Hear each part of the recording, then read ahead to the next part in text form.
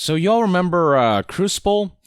If you don't, I wouldn't blame you. This is an Amazon-published title that unfortunately failed epically because of bad marketing and because while it had ambitious concepts, those concepts were unfortunately badly executed in what is basically another rushed live service that launched unpolished and incomplete. This is, for those who don't know, essentially a hybrid of a MOBA, a hero shooter, and a battle royale.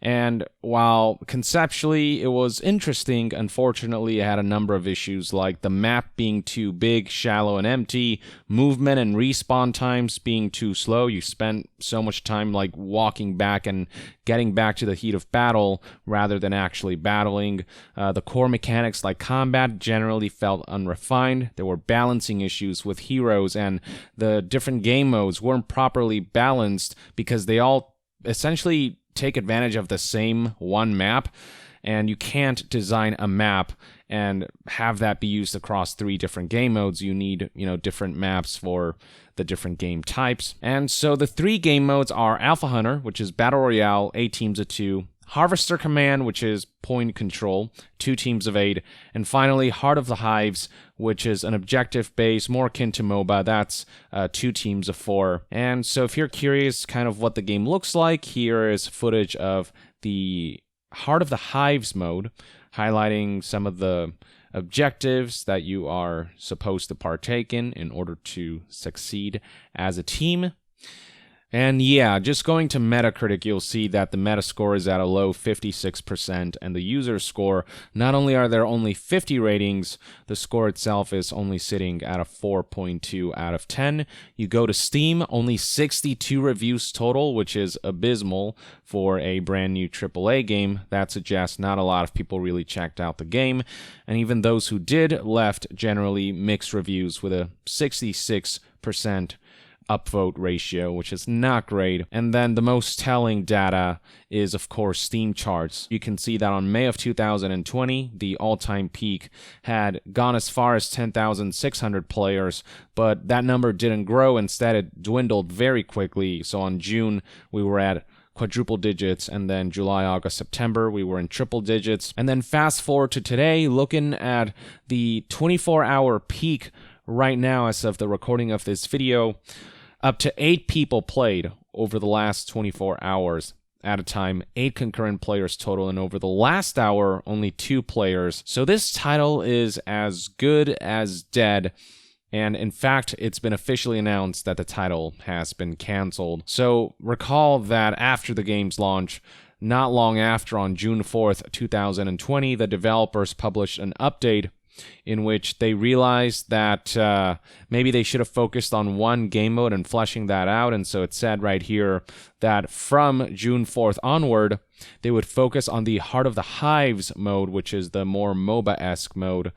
And they were just going to focus on that, and they would be retiring the other 2 modes, Harvester Command and Alpha Hunters, for the foreseeable future.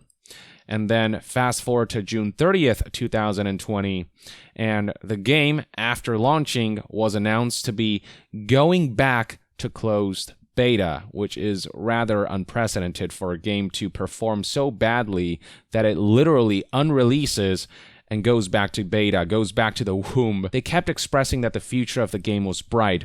They even had this roadmap on Trello highlighting all of the different things that they were going to work on. But fast forward to October 9th, 2020, just a couple of days ago, and the Crucible development team has announced that the game is officially coming to an end. So here is an article published on the official Crucible website titled Final Crucible Developer Update. And it reads as follows. Essence Hunters. In July, we moved Crucible into closed beta. We made a list of features we felt would enhance the player experience, which we shared publicly on our roadmap. And with the exception of custom games, which we expect to ship in the coming days, we completed them all. With those features shipped, our next step was to evaluate the feedback we have heard from you, paired with the data we have collected, to determine our path forward. That evaluation led us to a difficult decision. decision will be discontinuing development on Crucible. We very much appreciate the way that our fans have rallied around our efforts, and we have loved seeing your responses to the changes we have made over the last few months. But ultimately, we didn't see a healthy, sustainable future ahead of Crucible. We'll be transitioning our team to focus on New World and other upcoming projects from Amazon Games. We're offering a full refund for any purchases made. You can find more information on our support page. We will also be disabling credit purchases within Crucible, so the microtransactions will be disabled. In the next few weeks, we'll be hosting a final player test and community celebration, both in-game and in our official Discord. After that point, we'll be disabling matchmaking, although you'll still be able to play Crucible through the custom games feature.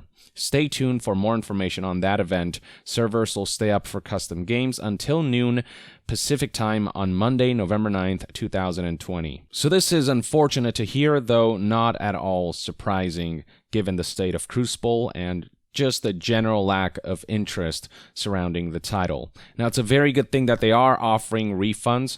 A lot of live services that kind of die off, it's just if you invested in it, you kind of tend to lose that money. Given the tumultuous journey that this game faced, and given how unfulfilling its post-launch period was, and given how short of a time it took for the game to die out, yeah, fulfilling refunds is the right move, and I'm glad they're doing that. Now, I have to wonder whether this was a developer decision or a publisher decision.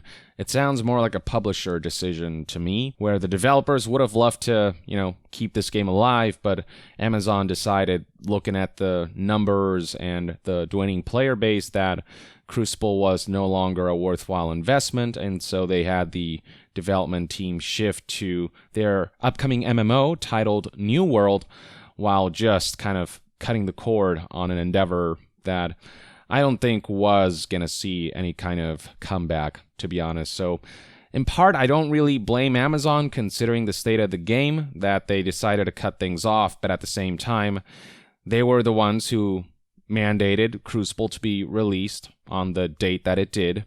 When did it launch? The game launched on May 20th, 2020, according to Metacritic. It should not have launched in the state that it did. It should have been in beta for a while longer. It should have gotten more audience feedback. There was just so much work left to be done.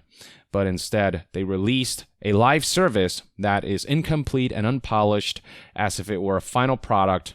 And this is the consequence. And this is nothing new, unfortunately, this trend of incomplete live services that developers and or publishers decide they'll just fix later. I'm sure players will be patient, except, of course, when players spend money on a game, they're looking for a full experience from the outset, not a few months, a year, or years down the line. With how many games are out there, with how many live services are out there, and with how limited people's time is, you have one chance to make a good first impression, and unfortunately Crucible, despite its interesting concepts, with a lackluster execution, made a pretty awful first impression, and again with a lack of proper marketing, this was just a recipe for disaster. If the developers had only been given more time, if the publisher had recognized that you shouldn't rush an incomplete game out just, to meet a financial quota, then perhaps in the long term Crucible would have fared much better. This is the result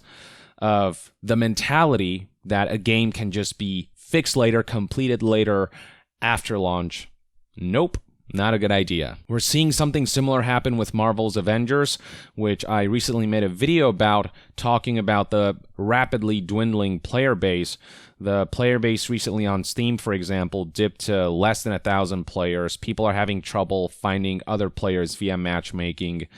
And, even with the Avengers name, such a well-known IP, backing this game up, it's still performing poorly because at the end of the day, people want to spend their time doing something that they enjoy rather than wasting time away on grindy, unpolished, incomplete, unfulfilling, uninspired live service experiences. I'll say again, it's frustrating that it seems like a lot of these AAA publishers aren't learning from lessons Taught by previous disastrous live service releases, it's frustrating to see the same mistakes being repeated over and over again, with these companies expecting a different result. It's a very rare occurrence that a live service with a rough launch will see a massive recovery. It's time to dispense with the notion that people are willing to accept a broken product that will eventually be fixed. And a good launch is especially important when you consider just how valuable word of mouth is.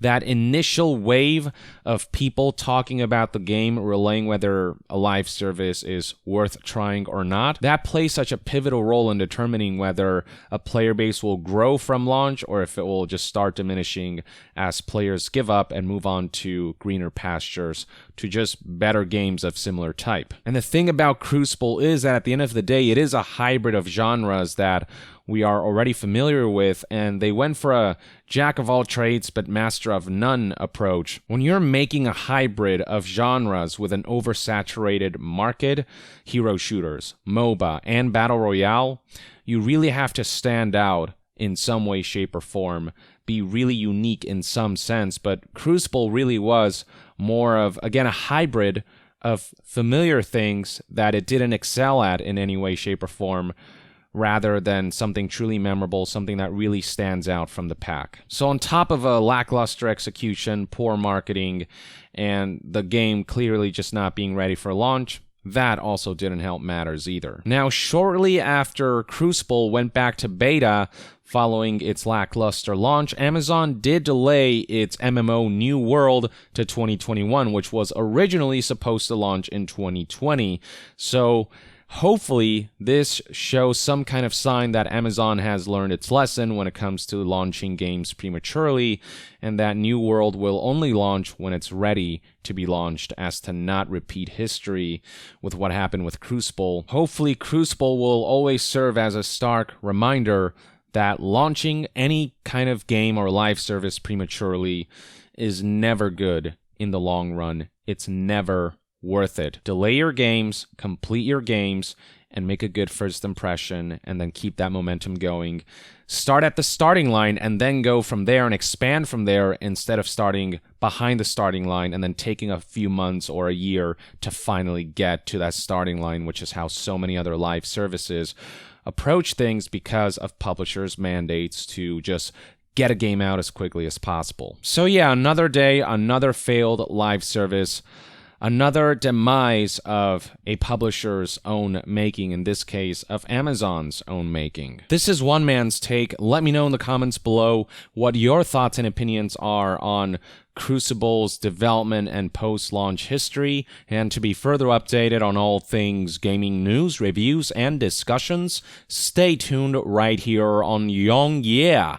I'll see you guys next time. Young out.